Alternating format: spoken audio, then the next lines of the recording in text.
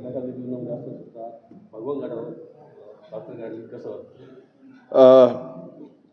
या गडावरती मुक्कामाला थांबणं एक अद्भुत अनुभव घेणं आहे. जी ऊर्जा, इथलं जे वातावरण आहे, इथल्या ज्या वाईब्स आहेत त्या एवढ्या सकारात्मक आहेत की मुक्कामी आल्यानंतर ते लक्षात येतं. मी अनेक वर्षानंतर आज मुक्कामी इथं आलेलो आहे. खरं तर मुक्कामी येणं याचं कारण असं होतं की मला आज सकाळी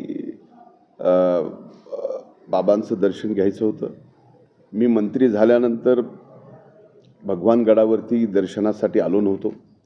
आज येणं हे बऱ्याच दिवसापासून चाललं होतं की आज उद्या, पण आज या ठिकाणी मी दर्शनाला आलो. काल रात्रीच आलो. काल रात्रीही माझं अतिशय चांगलं दर्शन झालं, पूजा झाली आणि आज दर्शन घेतलं.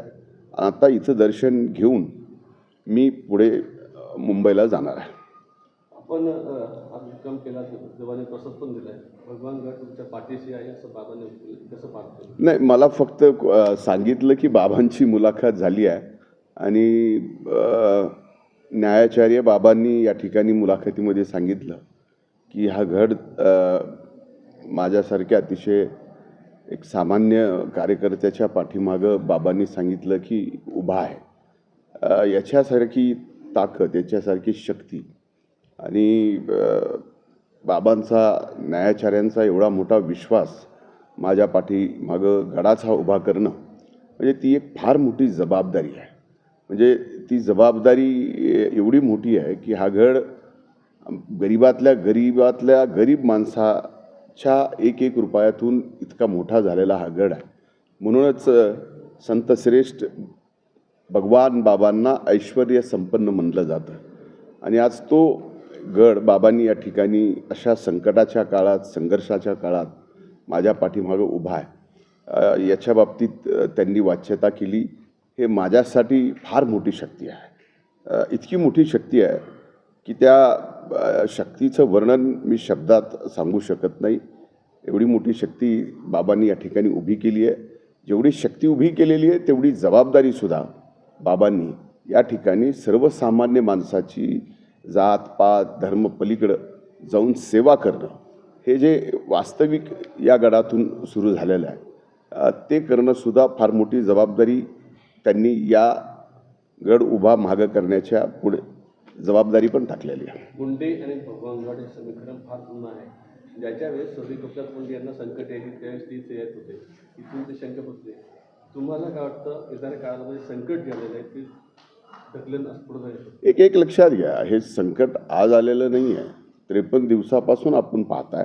आज 53वा दिवस आहे की ही इलेक्ट्रॉनिक मीडिया, सोशल मीडिया, ह्या सगळ्या गोष्टी या ठिकाणी मला टार्गेट करून एक ट्रायल चालवलं जातं आहे, मीडिया ट्रायल ज्याला आपण म्हणतो.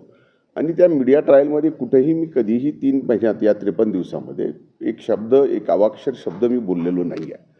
त्यामुळं संकट 53 दिवसाचं होतं. या 53 दिवसात कधीही मला इथं येता आलं असतं. त्या भावनेतून नाही, पण भावना हीच होती की आपण मंत्री झालो आहे आणि आत्तापर्यंत गडावर आलो नाही, दर्शन आपलं झालं नाही या सगळ्या व्यापामुळं. आणि आज आपण दर्शनाला मुंबईकडे जात असताना इथं मुक्काम करून जायचं. आणि बाबांचं एकदा दर्शन झालं की इथून शक्ती, प्रेरणा, आपली श्रद्धा आणि तीच खरी ताकद आहे पुढे सर्वसामान्यसाठी लढण्याची, त्यांची सेवा करण्यासाठी. आणि ती सेवा करत करत या सगळ्या गोष्टीतून आपण पुढे निघू. बाबांनी याच्यामध्ये नाही, हे बघा, या बाबतीत कसली बाबांच्या सोबत ना बाबा कधी राजकीय चर्चा करतात, ना मी बाबांच्या सोबत कधी राजकीय चर्चा केलेली आहे. जी काही चर्चा होती ही अध्यात्मावर होती. जी काही चर्चा होती, बाबा ज्ञानेश्वरीतल्या अनेक त्यांचे सगळे अनुभव सांगतात की ते ऐकल्यानंतर आपल्या स्वतःलाच त्यातून काहीतरी मिळतं आणि ते जीवन जगण्यासाठी स्वतःचंही आणि लाखो लोकांचं जीवन चांगलं बनवण्यासाठी सुद्धा उपयोगी पडतं. याची मात्र आमची नक्कीच काल रात्री बाबांच्यासोबत चर्चा झाली. आपल्या प्रकरणामध्ये प्रामुख्याने जातीवाद हा विषय पुढे येतो. बाबांनी त्यावर जनता केली. असे जातीवाद जर राजकारणाच्या आडून होत राहिला तर भविष्य काळामध्ये हा फार खोलवर जाईल. तुम्ही याच्यात कसं बघता? नाही, मला आता त्या गोष्टीवरती बोलायचं नाही. मी आपल्याला सांगितलं की आता जे काही प्रकरण घडलं आहे ते प्रकरण 53 दिवस चालतं आहे. यात सगळ्या गोष्टी समोर आलेल्या आहेत. आमचंसुद्धा या ठिकाणी स्पष्ट म्हणणं आहे पहिल्या दिवसापासून की स्वर्गीय संतोष देशमुखांची जी काही हत्या झालेली आहे त्या हत्येमध्ये जे कोण आरोपी असतील त्यांना फासावर लटकलं पाहिजे. ती फास्ट ट्रॅकवर केस आणली पाहिजे आणि ज्याच्यात जे कोण सापडेल जे कोणीही असो कुणालाही सोडू नये आणि त्याला शासन झालं पाहिजे. ही पहिल्या दिवसापासूनची भूमिका आहे. तीच आजही माझी भूमिका आहे.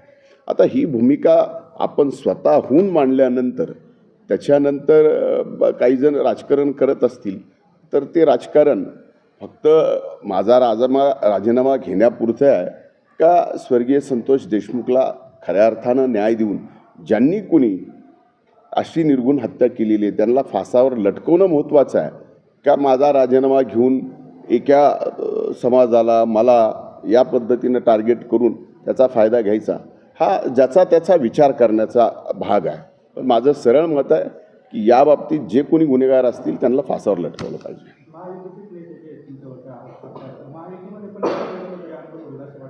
एक बघा मला या बाबतीत काहीही बोलायचं नाही आहे. आता महायुतीतले जे कोण बोलत आहेत तर महायुतीतल्या त्या वरिष्ठ नेत्यांना तुम्ही हा प्रश्न विचारा. त्याचं उत्तर मी देऊ शकत नाही. गेल्या 50 दिवसामध्ये आपण खूप एकत्र पडला होता. अगदी राजकीय परिघात आणि सामाजिक मध्ये. आज मात्र गडाने सकाळी भूमिका घेतल्याच्या नंतर संपूर्ण महाराष्ट्रामधून आपल्याबद्दलचा एक सहानुभूतीचा एक मतवाद समोर येत आहे. कधी काळी असं म्हटलं जायचं की पंकजा मुंडे ह्या गडाच्या कन्या आहेत. तर आता या निमित्ताने आणि आपल्या मुक्कामाच्या नंतर महाराष्ट्रावरची चर्चा सुरू आहे. आपण असं म्हणू शकतो का की आता गडाचा एक लक्षात घ्या न्यायाचारांनी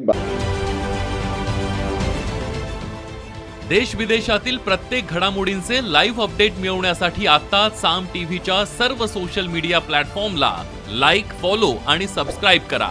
तसंच सर्व नोटिफिकेशनसाठी बेल आयकॉन प्रेस करायला विसरू नका.